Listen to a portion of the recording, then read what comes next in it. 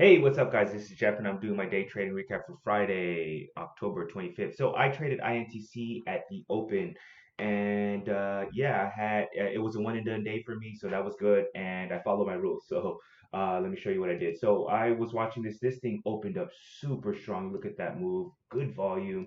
But I didn't want to chase this, right? So in the first 5 minutes, to me, this is really extended.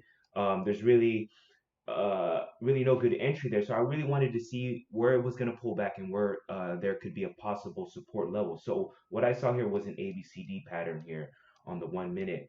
So this was the A, and then you notice here these wicks, it was holding this level here, right? And here's C, and then your D. Also ABCD pattern on the 5 minute as well, a little bit later here, but you get the point. So I really like this what happened here. So as this thing pulled back, sorry, my cat's getting on my screens.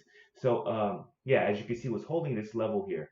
So I really like that. These wicks were showing me that this level was support. So I took it long. So I took it long with my stop right there, the break of that candle.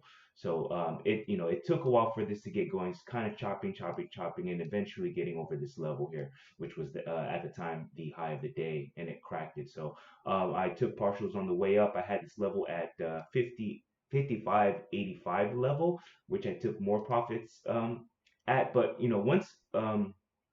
once we were getting to that 56 level, I started seeing huge ask, and at that point, I just chose because I didn't really have that many shares left. I just chose to put in a limit order and join uh, the ask, and eventually got filled. So yeah, that was my trade on the day. I hope everyone had a great trading day. Other than that, if you have any questions or comments, feel free to leave it at the bottom, and I will get back to you as soon as I can. Have a great weekend, everyone.